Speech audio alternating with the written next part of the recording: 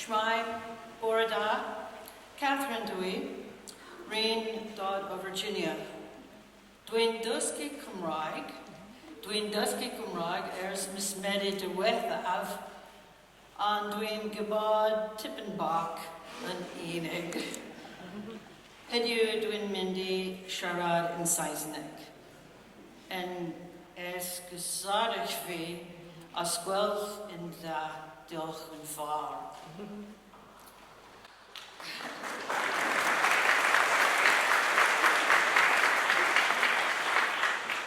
You are a gracious audience.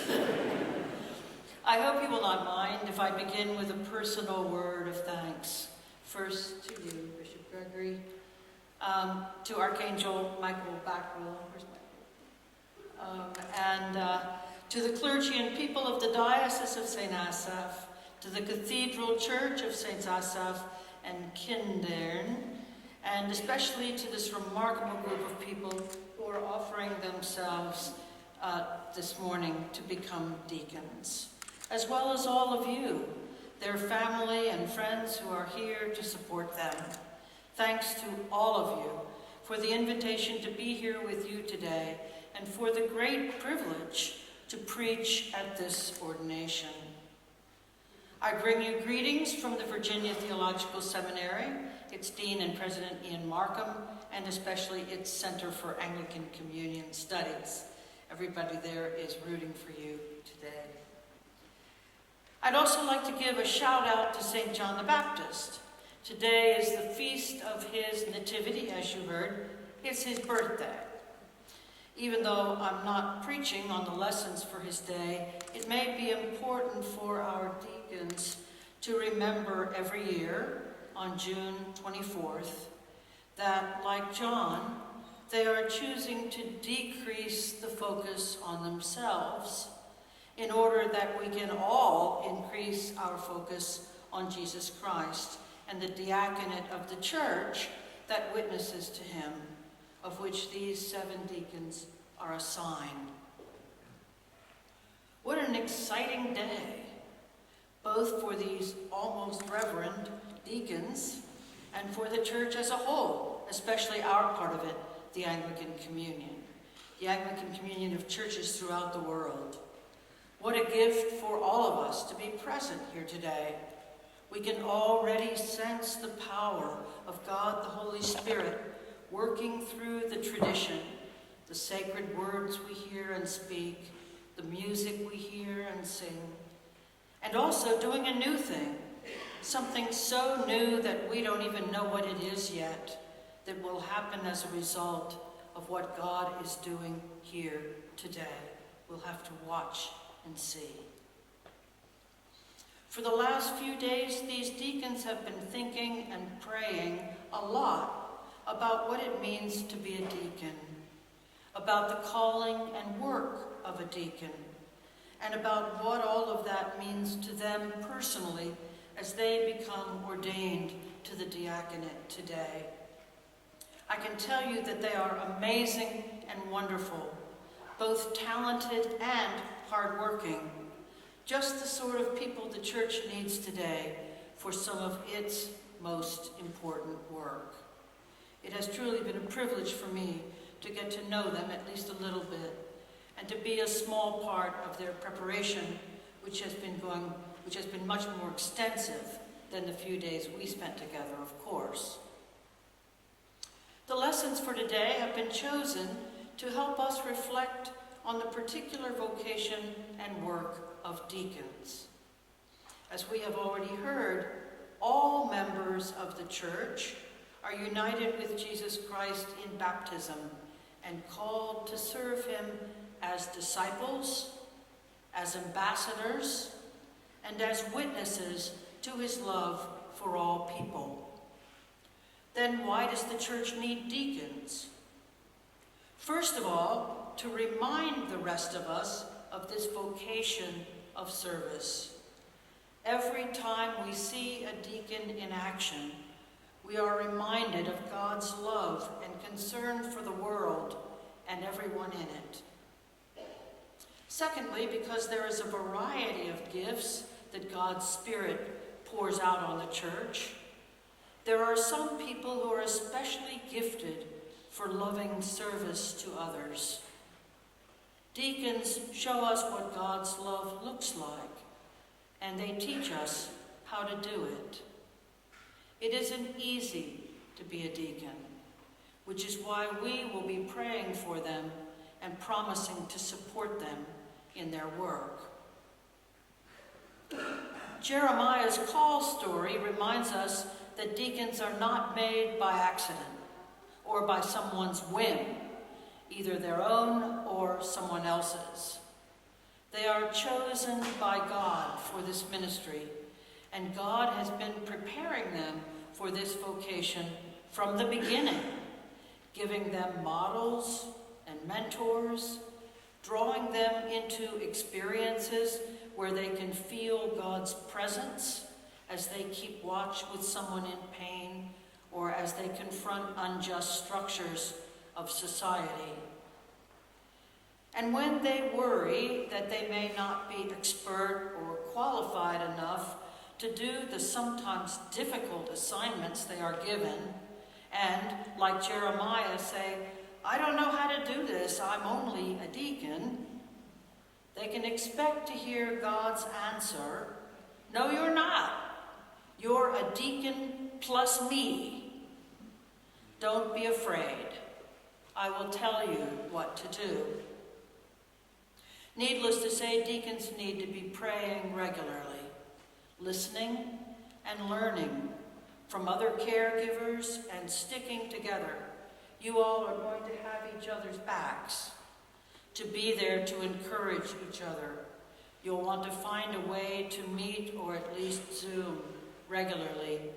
Your work isn't easy. If we have any doubts about the ability of God to help these deacons, Psalm 99 should remind us that God, who is holy, loves justice, answers those who call upon him, and forgives us when we get it wrong. And when we turn to Paul, we are told that God's foolishness is wiser than human wisdom. God's weakness is stronger than human strength. God's foolishness? God's weakness? What is Paul talking about? How could a foolish and weak God help anyone? What is foolishness in the eyes of the world, says Paul, referring to the cross of Christ, turns out to be the only thing that can save us. What looks like weakness, the death of Jesus on the cross, is in fact the most powerful remedy against sin and death. Death is conquered. We are free. Christ has won the victory. We sing Easter, and sometimes we sneak it in between times. Paul goes on to remind the Corinthians that it wasn't because they were so great, so strong, or so wise that God chose them and called them. I suppose the modern equivalent is to remind ourselves and these deacons that ordination isn't a prize that you win because you're good or because you're so smart or because you're experts of some kind. God looks on the heart, and you will be changed by the very fact of your call. You will become what God needs you to be as a deacon in the context to which God sends you. You will grow wise and strong because of the work God gives you to do. You wouldn't have been called if God didn't think you could do it.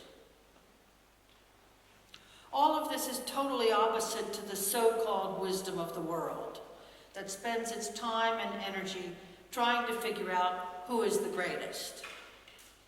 I don't have time to talk about all of the ways in which we human beings do this, but I don't have to, because you can think of hundreds of examples in the media, in every organization you know, including sometimes the church, I'm afraid. The disciples of Jesus on their last night together, when he's just told them that one of them would betray him, ask themselves which of them could do this, who is the worst among us? And their very next question is, and who is the greatest? Which one of them is most likely to succeed? Jesus says, forget all that. However greatness is defined, that's the way the world thinks. Who is greater, the one who orders a meal at the restaurant or the waiter? Of course, the world will say it's the one sitting at the table. But, he says, I am among you as one who serves. What Luke's gospel says here is matched by John's gospel, where Jesus washes his disciples' feet. He chooses the role of a servant, and he tells them that he has just given them an example that they are to follow. Deacons have a difficult balancing act. I sometimes tell my students, deacon is not Greek for doormat. Remember Jeremiah, and don't let people walk all over you or put you down because you are not a priest or a bishop. The diaconate is a full and equal order in the church, and if some of you later become priests while others do not, there is no reason to let that divide you. Once you're a deacon, you're always a deacon. And a deacon who remains a deacon is not a failed priest. Both vocations are important, and the church needs both of them. At the same time, as you are gently, or sometimes not so gently, asserting your God-given authority to proclaim the gospel, to confront and challenge unjust structures, and to call the church to serve the world around it, remember that the word of the cross points to a kind of power very different from that which most of the world thinks is wisdom. Now, you won't sort all this out in the first week, but you'll be fine because God has chosen you and called you. The Holy Spirit will give you words to say when you are standing in the pulpit, or standing before the authorities, or standing up to a church that wants to act like the world. But remember to do it the way you think Jesus would do it, as a servant of Jesus Christ. God does the calling, and the forming, and the training, and sometimes the rebooting of your vocation as deacons. In very few minutes, Bishop Gregory will invoke the power of the Holy Spirit of God and lay hands on you on our behalf. Please know that our thoughts and prayers go with you everywhere you go. Wow, you're called to be a deacon.